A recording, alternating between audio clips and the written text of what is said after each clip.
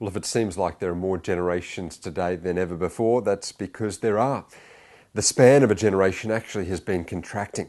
If you look at the baby boomers, it was a few decades that defined them. In fact, the term generation used to define the span of time from birth to when you had children of your own. If we take that definition today, it means 30 years because that's the peak fertility age in Australia and around the developed world. And so it's changed. A generation is a 15-year time span. It's a set segment. It's a set cohort now. And so from the baby boomers born in the post-World War II baby boom years to Generation X, we're now dealing with Generation Y and Generation Z. Generation Y are those born between 1980 and 1994, and Generation Z are those born from 1995 through to 2009. These generations are not just young and emerging generations, they are significant and influential generations.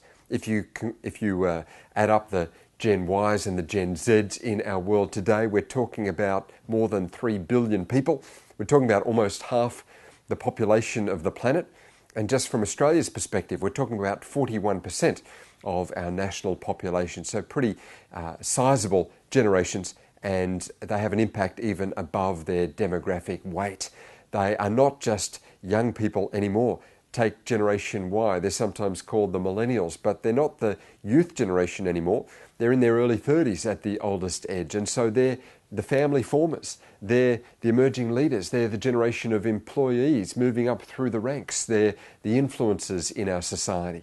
They're the wealth accumulators, and they're spending more than they ever have in the past. And Generation Z, coming fast behind them, are at the moment the children and teenagers, but they're fast approaching their 20-something years as well. And while today they're all students, by the end of this decade, they'll comprise more than 1 in 10 workers, and so they're moving into those employment years as well. Getting an understanding of these new generations is obviously critical for us in just their span of living. We've seen society change from an era of traditional media to this world of social media.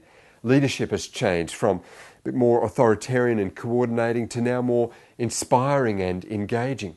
We've seen a shift in communication, even educational principles, from very structural and auditory to now very engaging and visual and multimodal and hands-on. A shift in leadership and influencing them from the experts being those that were older and had the experience to now the peer groups influencing them, and the power of the social validation online really influencing choices.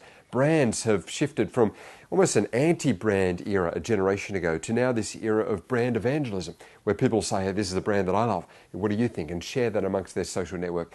Global generations, not just locally defined ones. So massive changes we've seen with the 21st century generations, Generations Y and Z. I've written a whole book about the generations, the global generations, called the ABC of X, Y, Z, and there are free chapters online. And you'll also find a generational profile where you can look at some more demographics about these generations globally. But if you want to know what comes after Generation X and Generation Y and Generation Z, it's Generation Alpha. That generation born since 2010, they will be not only the largest generation our world has ever seen and the most technologically savvy, but the most globally connected and the most influential as well. So getting a handle on Generation Alpha will be important for us all as well.